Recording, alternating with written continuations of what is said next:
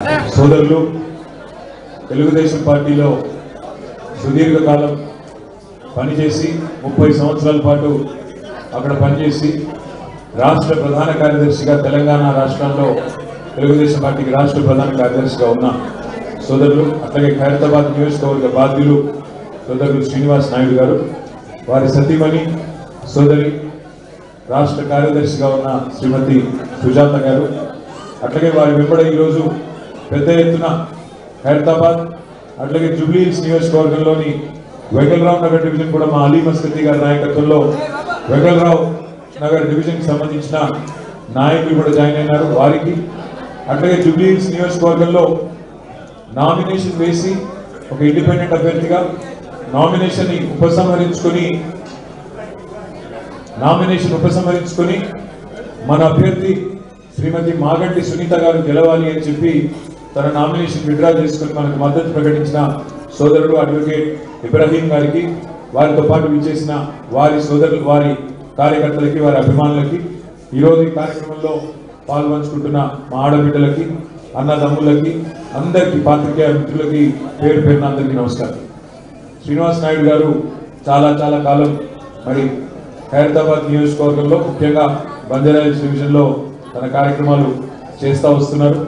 నిజానికి వారు నాతో పాటు 5 సంవత్సరాల కిందే కలిసి రావాలి, 5 సంవత్సరాల కిందటనే మేము కలిసి పనిచేయాలి. కానీ ముహూర్తం ఇప్పుడు కుదిరింది. మొత్తానికి ఇప్పుడు వచ్చినందుకు సీనన్నకు, సుజాతమ్మకు, వారి వెంబడి వచ్చిన మీ అందరికీ పేరు పేరున స్వాగతం, పేరు పేరున మీ అందరికీ నమస్కారం. మరి మీరు బంజారాహిల్స్ డివిజన్లో మా కార్పొరేటర్ గారిని గతంలో గెలిపించినారు. మీరు గెలిపిస్తే ఆమెను తీసుకుపోయి నేను మేయర్ చేసినాం మన పార్టీ నుంచి. మరి ఆమెకి ఏమైందో మరి ప్రభుత్వం రాగానే అయితే గాయమైపోయింది. ఇప్పుడు మరి మీకు కూడా సేవలు అందిస్తుందో లేదో నాకు తెలియదు. ఏం లేదా, ఆమె ఏం చేస్తుంది, రేవంత్ రెడ్డి ఏం చేస్తలేదు. అయితే ఒక్క మాట, ఇక్కడికి వచ్చిన ఒక్క మాట చెప్తాం, అదే చెప్తాను నేను. మీరు అక్కడ ఇక్కడ నేను చెప్తే ఇద్దరు గొంతు పోతుంది.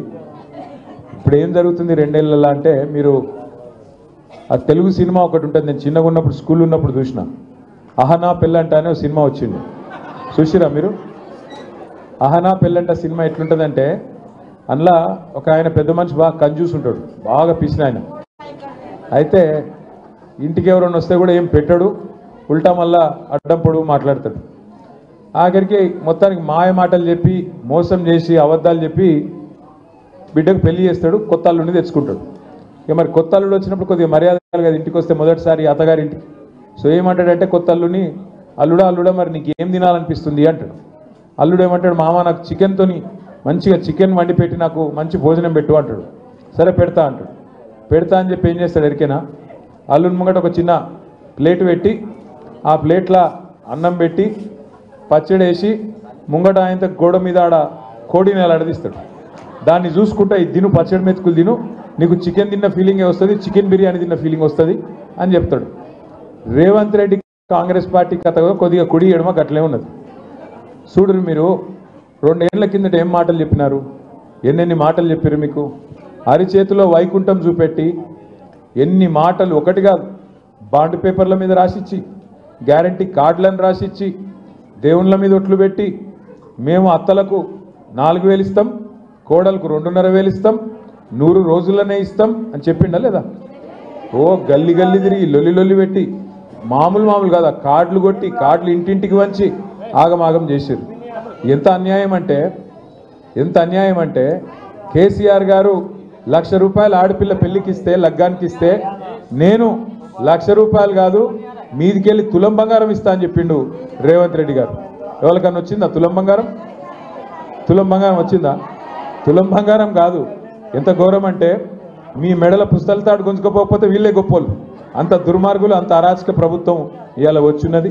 2 ఏళ్ళైంది ప్రభుత్వం వచ్చి. ఇప్పుడు 2 ఏళ్లలో ఏమన్నా మంచి జరిగిందా, ఎవరికన్నా లాభం జరిగిందా అంటే ఒకటి చెప్తాడు, ఫ్రీ బస్.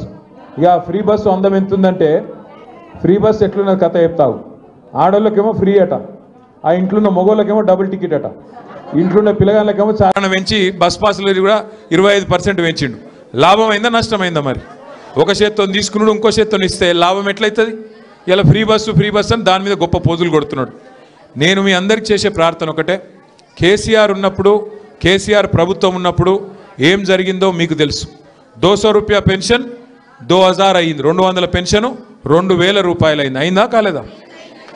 పెళ్లి చేసుకుంటే 1,00,000 రూపాయలు పేదింటి ఆడబిడ్డకు కళ్యాణ లక్ష్మి, హిందూ బిడ్డ అయితే కళ్యాణ లక్ష్మి, అదే ముస్లిమో క్రిస్టియన్ అమ్మాయి అయితే షాదీ ముబారక్ పేరు మీద 1,116 రూపాయలు వచ్చింది. వచ్చిందా లేదా? అదే అమ్మాయి కడుపులో ఒక బిడ్డ పుడితే ప్రభుత్వ ఆసుపత్రిలో దవాఖానకు పోతే కేసీఆర్ కిట్టు వచ్చింది. వచ్చిందా? ఆడపిల్ల పుడితే 13,000, మగ పిల్లగాడు పుడితే 12,000 ఇచ్చిండా కేసీఆర్? బతుకమ్మకు బతుకమ్మ చీర పెట్టిండా? రంజాన్కు రంజాన్ తోఫా వచ్చిందా? క్రిస్మస్కు క్రిస్మస్ గిఫ్ట్ వచ్చిందా? ఇన్ని రకాల కార్యక్రమాలు కేసీఆర్ ప్రభుత్వం ఉన్నప్పుడు జరిగినాయి. మరి ఈ ప్రభుత్వం వచ్చినాక ఏమేమి ఉన్నాయి ఒకసారి ఆలోచన చేయండి. అన్ని కట్ చేసి పారేసిండు. కేసీఆర్ కిట్ బంధు, పిల్లలకిచ్చే న్యూట్రిషన్ కిట్ బంధు, బతుకమ్మ చీర బంధు, రంజాన్ తోఫా బంధు, క్రిస్మస్ గిఫ్ట్ బంధు. ఇప్పుడే శ్రీనివాస్ నాయుడు గారు గుర్తు చేస్తూ ఉన్నారు. ముఖ్యమంత్రి గారు నిన్న జూబ్లీహిల్స్ ఎన్నికల్లో ప్రచారం చేస్తుండు. ప్రచారం చేసేటప్పుడు మేము కూడా ఎలక్షన్లు కొట్లాడినాం. జరా ఖామోష్ బేటో, జర్రా ఓ హీరో, జర్రా ఆరామ్సే రో. ఇప్పుడు ఎలక్షన్లు వస్తాయి పోతాయి. వచ్చినప్పుడు ఏం చెప్పాలి ప్రభుత్వంలో ఉన్న వాళ్ళు? ఇగో మీరు మాకు అవకాశం ఇచ్చిర్రు, మీరు మాకు ఓట్లేసి మళ్ళీ గెలిపిస్తే మంచి పనులు చేస్తా అని చెప్పుకోవాలి. ఏమైనా తప్పులు ఉంటే తప్పులు కరెక్షన్ చేసుకుంటా అని చెప్పుకోవాలి. అంతేగాని బెదిరిస్తారా ఎవరన్నా ఓటర్లను? నువ్వు వేయకపోతే ఇది బంద్ పెడతా, అది బంద్ పెడతా. నేను అడుగుతున్నా, ఒక్కసారి ఆలోచన చేయండి. మీరు ఆ పదవే ప్రజలు ఇచ్చిన భిక్ష. ఆ పదవి మంత్రి పదవైనా, ఎమ్మెల్యే పదవైనా, ముఖ్యమంత్రి పదవైనా మీరు పెట్టిన భిక్ష. మీరు కాదనుకుంటే పెద్ద పెద్దోళ్ళే దిగిపోయారు. ఎన్టీ రామారావుని ఒడగొట్టిరు, ఈ దేశంలో ఇందిరమ్మను ఒడగొట్టిరు. మరి ఈయన ఎంత 3 ఫీట్ల మనిషి. గట్టిగా మీరు అనుకుంటే తీసవతల వారేస్తారు. కానీ ఆయన ఎక్కువ ఊహించుకుంటున్నాడు. ఆయన నేనేదో రాజు అయిపోయినా, చక్రవర్తిని అయిపోయినా, నన్ను మించిన వాడు లేడు, నేనేదో యుద్ధంలో గెలిచి వచ్చినా, ఇది నా సామ్రాజ్యం అన్నట్టు ఇది కట్ చేస్తా, అది కట్ చేస్తా అంటే ఆయన తోక కట్ చేసే రోజులు ఎక్కువ దూరం ఏం లేదు. జూబ్లీహిల్స్లో బరాబర్ ప్రజలు తోక కట్ చేసే ఆలోచనలో ఉన్నారు. కాంగ్రెస్ పార్టీది బుద్ధి చెప్పే ఆలోచనలో ఉన్నారు. ఇక్కడున్న మీ అందరికి కూడా నా రిక్వెస్టు, మీ అందరికీ జూబ్లీహిల్స్లో కూడా చుట్టాలు ఉంటారు, మీ అందరికీ జూబ్లీహిల్స్లో కూడా తెలిసిన వాళ్ళు ఉంటారు. దయచేసి ఫోన్ చేసి చెప్పురి, ఎందుకు ఓటేయాలి కాంగ్రెస్ పార్టీకి? ఈ 2 ఏళ్లలో లాభం ఏమైనా చేసిర్రా వాళ్ళు ఎవరికన్నా? మొత్తం రియల్ ఎస్టేట్ నాశనం చేసిండు. అలా అంతో ఇంతో ఏజెంట్లుగా బతికేటోళ్ళు, ప్లాట్లు అమ్ముకొని చిన్న చిన్న వ్యాపారాలు చేసుకొని బతికేటోళ్ళు, చిన్న చిన్న దందలు చేసుకొని బతికేటోళ్ళు, వాళ్ళందరి పని నాశనం చేసిండు. ఒక్క మంచి పని చేసిండా? ఇగో ఈ మంచి పని చేసిన అని చెప్పమను. ఇందిరమ్మ రాజ్యం అన్నాడు. ఇల్లు గులగొట్టిండు తప్ప ఒక్క ఇల్లు కట్టిండా 2 ఏళ్లలో? మొత్తం ఇల్లు గులగొట్టిండు. గరీబోళ్ళ బస్తీల మీద పడి శనివారం ఆదివారం ఎప్పుడు ఎవరు ఇల్లు గులగొడతాడో అని చెప్పి భయపెట్టే పరిస్థితి. సోనా దేతాం, 1 తోలా సోనా దేతాం అని మాట్లాడిండు లగ్గం చేసుకుంటే. 1 तोला सोना देवड़ेर को, सोने नहीं दे रहे गरीबों को, सोने भी नहीं दे रहे. कब आके बुलडोजर आके मेरा घर मार देता बोल के आज परेशानी है. इस वास्ते मैं बोल रहा हूँ भाइयों से बहनों से, आज ये जो कांग्रेस की हुकूमत आई, ये 2 साल में ये लोग हाइड्रा के नाम पे, बुलडोजर के नाम पे जो जुल्म गरीबों के साथ कर रहे हैं, इनको सबक सिखाने का एक जबरदस्त मौका आपको जुबलीहिल्स में मिल रहा. यहाँ पे जितने हमारे भाई है बहन है, आप सभी भाइयों से बहनों से मेरी गुजारिश है, जुबलीहिल्स में जितने हमारे गरीब भाई बहन है, चाहे वो रहमत नगर में हो, एर्रागड्डे में हो, यूसुफगुड़ा में हो, शेखपेट में हो, अपने हमारे वेंगलराव नगर, सोमाजीगुड़ा, जहाँ कहीं भी हो, आप जरा उनसे बात करिए. बात करके उनको समझाइए तफसील में कि क्या किया 2 साल में. हर किसी से वादा किया, कोई वादा नहीं निभाया. वादे तो हसीन करते हैं, निभाना भूल जाते हैं. वादे तो हसीन करते हैं, निभाना भूल जाते हैं. लगा के आग सीने में भुजाना भूल जाते हैं. అంటే చెప్పుడు మాటలు చెప్పుడేమో మస్తుగా చెప్పచ్చు, నాలుకనే కదా. 420 హామీలు ఇచ్చిండు. బీసీలకు బీసీ డిక్లరేషన్ అన్నాడు, మహిళలకు మహిళా డిక్లరేషన్ అన్నాడు, ఎస్సీలకు ఎస్టీ డిక్లరేషన్ అన్నాడు. నోటికొచ్చినాయి చెప్పిండు. మొత్తం 420 హామీలు ఇచ్చిండు. ఒక్క మంచి పని చేస్తలేడు, ఒక ఇల్లు కడతలేడు, ఒక పెన్షన్ ఇస్తలేడు. ఇలా మీదికెళ్ళి పెద్ద పెద్ద డైలాగులు కొట్టి మీరు ఓటేయకపోతే నేను బంద్ చేస్తా అంటుండు. మర్చిపోవద్దు ముఖ్యమంత్రి గారు, మీరు కేవలం ప్రజల సొమ్ముకు ధర్మకర్త. ప్రజల సొమ్ముకు మీరు ధర్మకర్త. 5 ఏళ్ళు టెంపరీ ఉద్యోగం మనది. 5 ఏళ్ల తర్వాత ప్రజలకు ఇష్టం లేకపోతే తీసుకుపోయి చెత్తబుట్టలు వారేస్తారు. అది మర్చిపోయి నువ్వు నీలిగితే, ఇష్టం వచ్చినట్టు డైలాగులు కొడితే ప్రజలకు ఎప్పుడు బుద్ధి చెప్పాలో బాగా తెలుసు. ఇలా ఖైరతాబాద్ నుంచి వచ్చిన మా సోదరులు శ్రీనివాస్ నాయుడు గారితో వచ్చిన మీ అందరికీ స్వాగతం చెప్తూ, 11 తారీఖు నాడు మరి ఎలక్షన్ ఉన్నది జూబ్లీహిల్స్లో. ఎందుకు వచ్చింది జూబ్లీహిల్స్ ఎలక్షను? అక్కడ మన అభ్యర్థి ఇదివరకు ఎమ్మెల్యేగా గెలిచిన 3 సార్లు మాగంటి గోపీనాథ్ గారు, మన నగర శాఖ అధ్యక్షుడు ఉండే ఇదివరకు తెలుగుదేశంలో పనిచేసిన గోపీనాథ్ గారు, ఎన్టీ రామారావు గారు అభిమానిగా ఉండే ఆయన చాలా కాలం. ఆయన అనుకోకుండా చచ్చిపోయిండు. మీరు గెలిపించారు, 5 ఏళ్ల కోసం గెలిపించారు. కానీ అనుకోకుండా సంవత్సరంన్నరనే ఆరోగ్యం దెబ్బతిని ఆయన చనిపోయిండు. చనిపోతే ఆ కుటుంబం ఇవాళ 2 ఆడపిల్లలు ఉన్నారు, ఇంకా పెళ్లి కాలే, కొడుకున్నాడు, ఇంకా ఆయన కూడా చిన్నోడు. ఆ కుటుంబాన్ని మరి ఆదుకోవాలి. ఒక పార్టీ అన్నప్పుడు కుటుంబ సభ్యులం కాబట్టి ఆ కుటుంబానికి అవస్థ అయితే మనం ఆదుకోవాలని చెప్పి ఆ కుటుంబంలో ఉన్న వాళ్ళ భార్యకు కేసీఆర్ గారు టికెట్ ఇచ్చారు. ఆమె భర్త చనిపోయి 4 నెలలు కాలే. పెద్ద మీటింగ్ పెట్టినాం మొన్న జూబ్లీ హిల్స్లో, రేమత్ నగర్లో. పెడితే పాపం వేల మంది వచ్చారు. వస్తే వాళ్ళని చూసి ఆమెకు దుఃఖం ఆగలే, గోపి గుర్తొచ్చి ఏడ్చింది. ఏడుస్తే కాంగ్రెస్ వాళ్ళు మంత్రులు ఏమంటారు ఎరికేనా, ఆమె ఏట దొంగ ఏడుపులాట. అంటే భర్త చచ్చిపోతే కూడా ఏడవద్దా? ఇక ఇప్పుడు కాంగ్రెస్ వాళ్ళు చచ్చిపోతే వాళ్ళ ఇంట్లో వాళ్ళ భార్యలు ఏడవరా? నాకు తెలియక అడుగుతున్నా. ఇంత అన్యాయంగా మాట్లాడచ్చా? ఒక ఆడపిల్ల కన్నీళ్ళ మీద కూడా మీ ఏడిపోయింది. ఒక ఆడబిడ్డ ఏడుస్తే కూడా ఇంత అన్యాయంగా మాట్లాడతారా? కాబట్టి దయచేసి మీరు ఆలోచన చేయండి. ఇంత అరాచకంగా మాట్లాడుతున్న వాళ్ళు, ఇంత అన్యాయంగా ఆడబిడ్డల్ని కూడా అవమానిస్తున్న వాళ్ళు, వాళ్ళకు బుద్ధి చెప్పాల్సిన బాధ్యత మన మీద ఉన్నదా లేదా మీరు ఆలోచించండి. ఇక్కడ ఖైరతాబాద్లో కూడా మీరు గెలిపించిన ఎమ్మెల్యే ఆయన కూడా జంపు కొట్టి ఇవాళ అక్కడ వాళ్ళ సంకలో వచ్చిండు, కాంగ్రెస్ వాళ్ళ సంకలో వచ్చిండు, రేవంత్ రెడ్డి సంకలో ఉన్నాడు.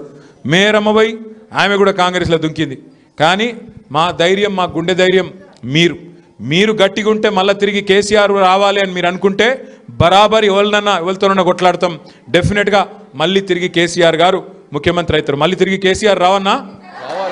పక్కానా? మరి రావాలంటే మీరు ఒక్కటే చేయాలి.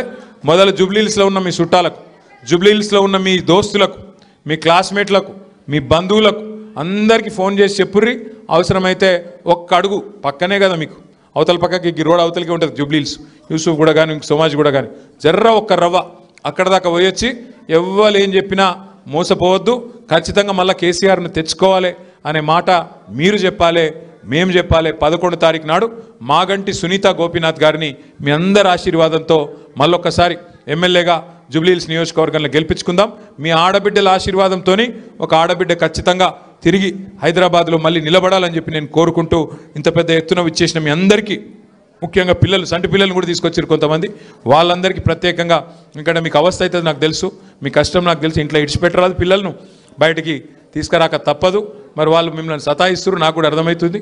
కాబట్టి ఇంతకంటే ఎక్కువ మీకు పరీక్ష పెట్టకుండా పేరున శ్రీనివాస్ నాయుడు గారికి, సుజాత గారికి, వారి ఎంబడ ఇచ్చిన మిగతా మిత్రులకు, ఇగో మీకోసం ప్రత్యేకంగా కృష్ణారావు గారు కూడా వచ్చినారు, ఎమ్మెల్యే కూకట్పల్లి, ఆయనకు, మా ఎంఎన్ శ్రీనివాస్ అన్నకు, ఇదంతా కూడా కోఆర్డినేషన్ చేసిండ్రు.